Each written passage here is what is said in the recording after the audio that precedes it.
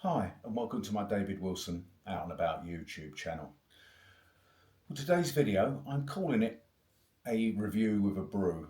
Um, about a month ago, I bought a travel kettle. Now, I was humming and ahhing about whether to buy this, and I kept looking at it and thinking, do I really need it? But I took the plunge about 3 weeks ago before I took a 5-day trip to Devon.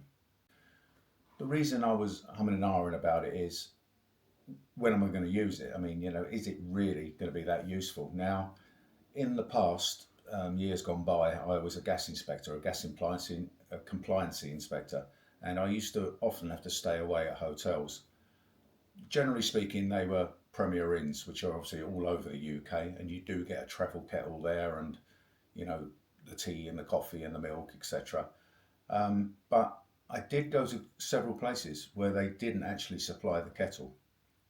Uh, we all want to brew at some point, so you know I thought, well, if I am travelling and I do just take it with me and I do go to a hotel without, I always carry my own coffee, tea, and I tend to actually have fully loaded milk. So all I'd have to do is just go and get it out of the car. The other side of it is that when I'm going out for the day, um, I have got a travel heated lunchbox, which I've started using.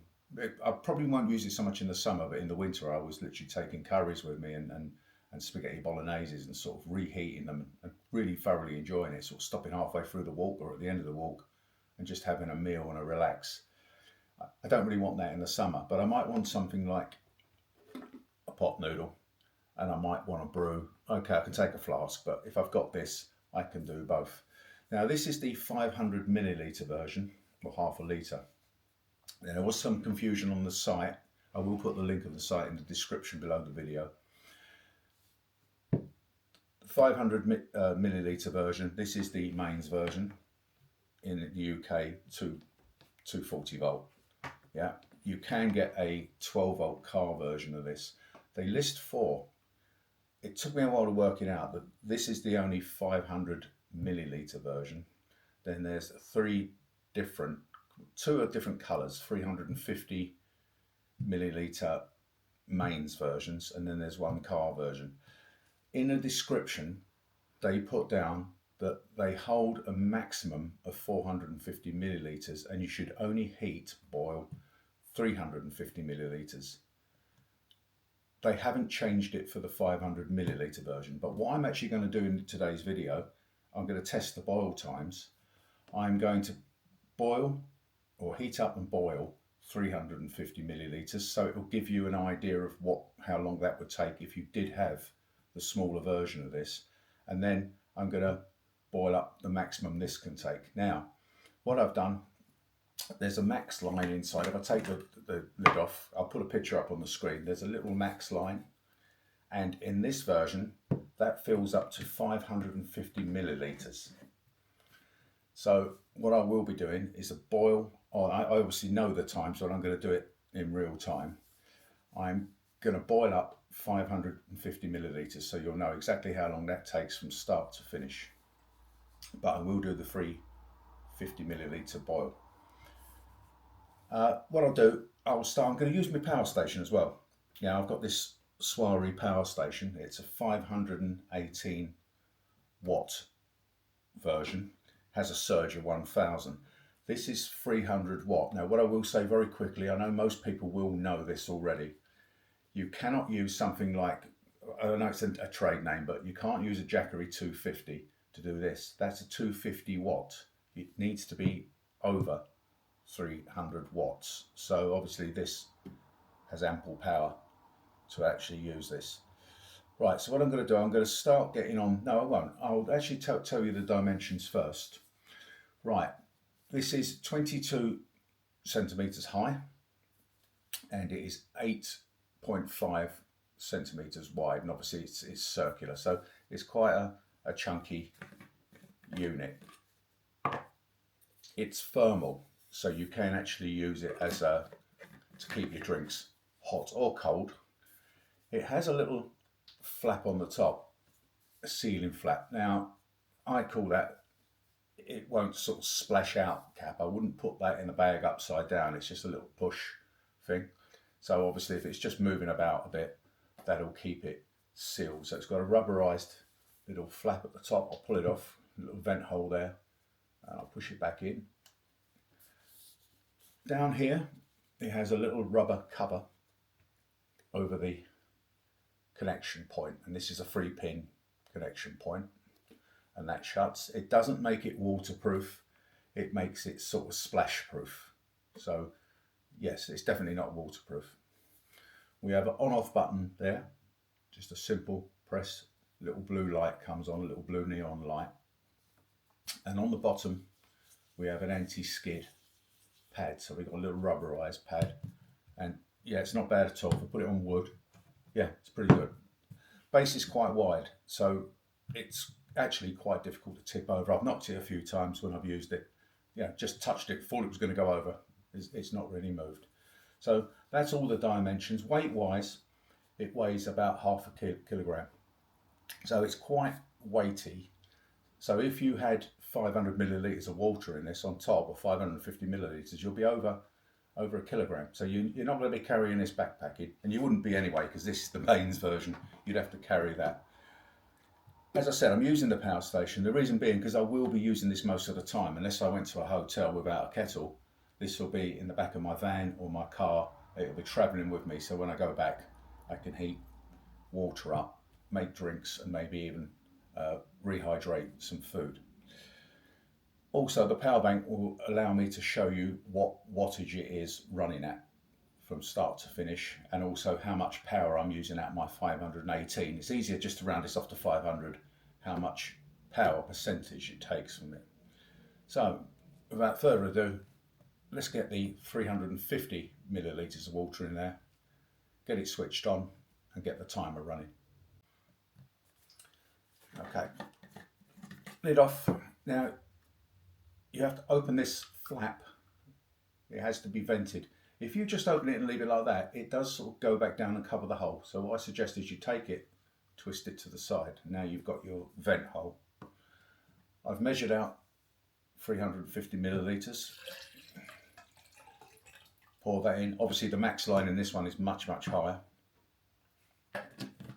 Screw that back on.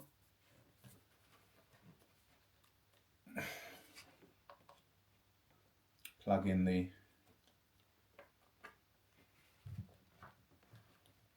power supply.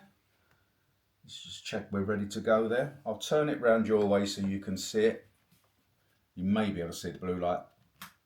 Switched on, timer on. Obviously I'm not going to sit here talking to you all the time it heats up, but yeah, we'll see how much this does. I will actually then make my brew, and then we can refill it when it's cooled down with 550 millilitres and do the run time on that. We're quite a few minutes in now, 5 or so minutes in. Obviously I'll stop the timer when it boils, and you can hear it literally come into the bowl. You can hear it from probably around about 2 minutes, so you certainly know it's working. I did look up the reviews on Amazon, and there was one on YouTube whereby the lady in America just sort of sat there with it, poured water in it, made a cup of coffee. She never really said nothing about it, talked about her van a lot, so I just came out of that video after about a minute. The reviews on Amazon are actually very good, generally very good.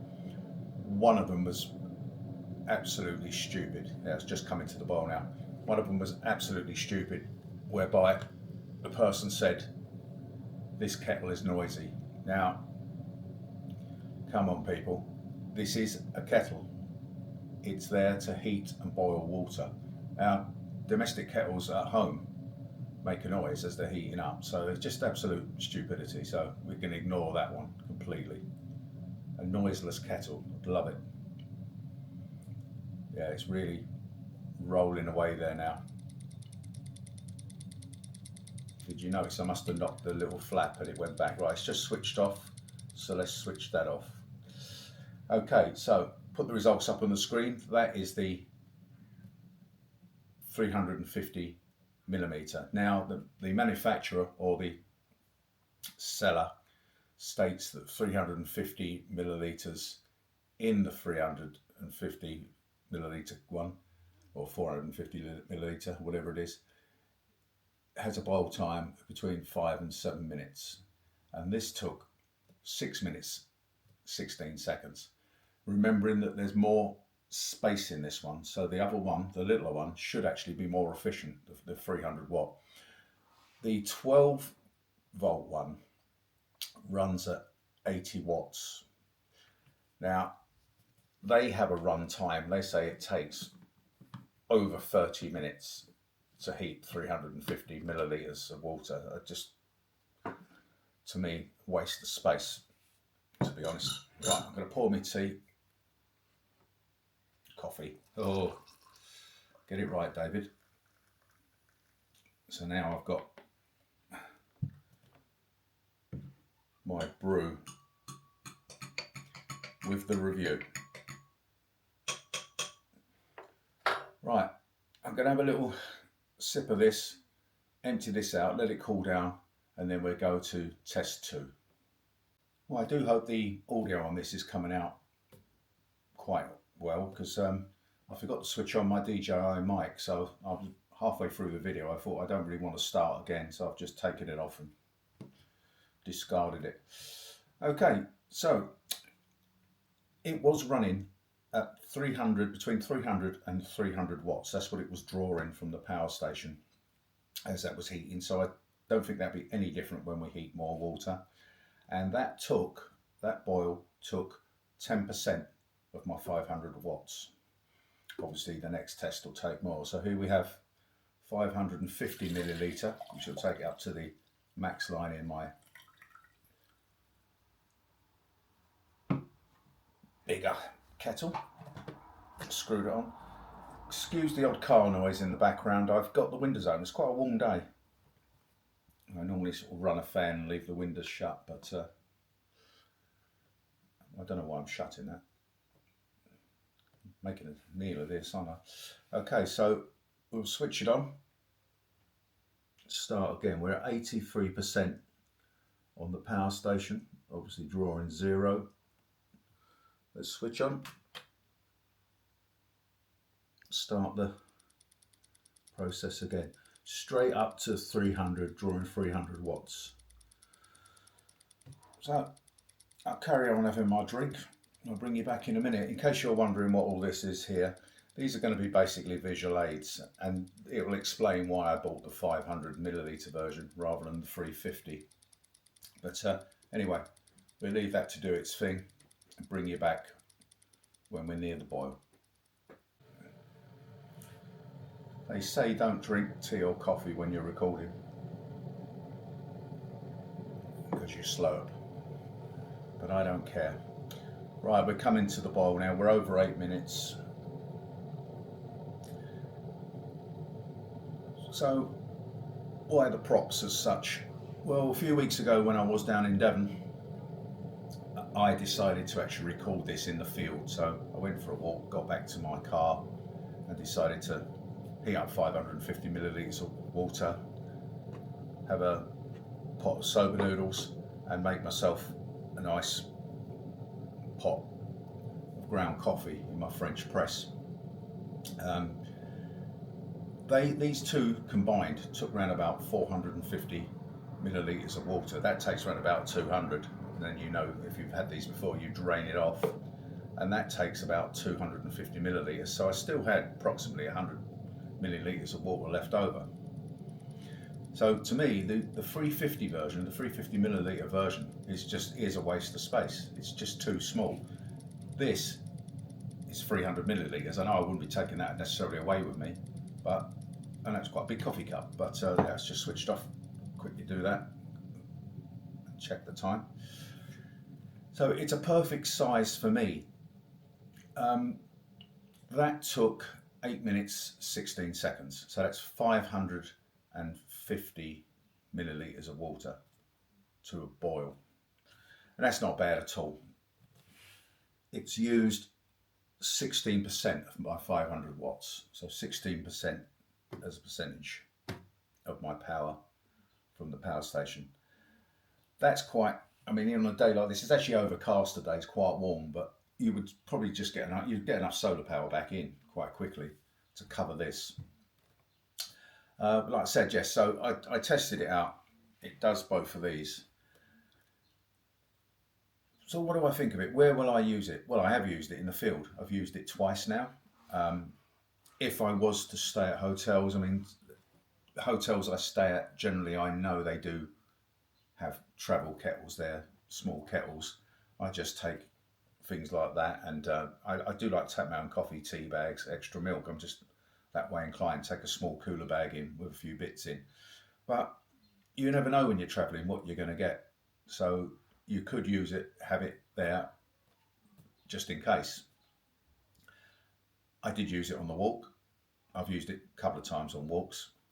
I do go camping especially I wouldn't use this if I'm backpacking, but if I'm in my bigger tent, my big air tent, and I was away, no doubt I would use this.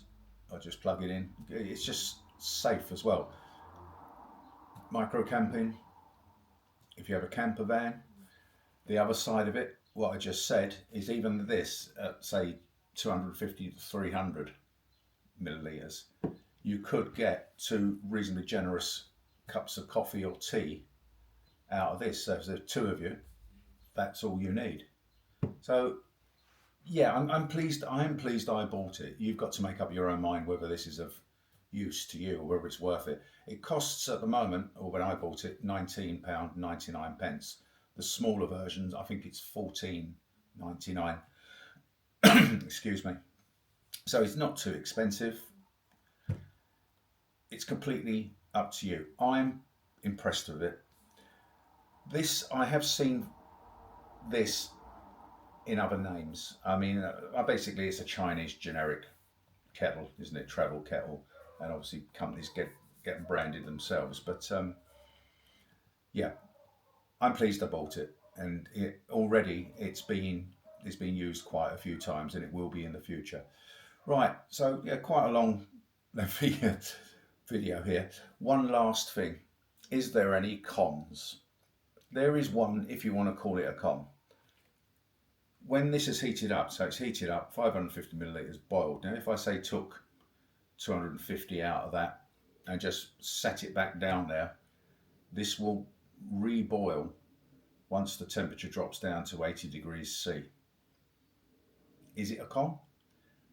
Not really. It depends on what you want. So if you don't want to do that, if you don't want that to happen, for it to re-switch on and reboil, switch it off at the mains, unplug it or whatever, so you know it's not going to come back on.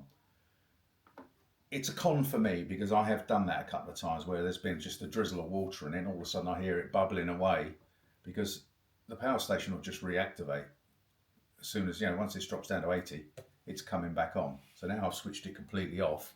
It can't do that. That's the only con for me that I can see. Right, well that's it people. It's a bit longer this video than I thought it would be. I hope you've enjoyed it. If you have, please give it a thumbs up. What I'm doing in the future, I don't do many reviews. I'm not big on reviews unless I do feel something is going to be of value to other people. I'm not sponsored. I buy everything myself and I try and test it. I've bought something like the Insta360 Ace Pro on the release date. I didn't review it for about a month and a half, where other people were reviewing it even before it came out because they were giving it for free to review. I give an honest opinion and I try and test things before I review them. So what I'm going to do in the future, any little bits and bobs that I feel are of value that I do review, I'm going to put into a playlist. I have got a playlist for reviews, which is camping gear, it's tents, it's kayaks, kayak paddles, all the stuff I use that I enjoy using. In the future, all the reviews are going to go into, or the reviews at home are going to go into a playlist called A Review with a Brew, because I'll always be having a brew with it. Okay, well that's it for now people. See you on the next video. Bye for now.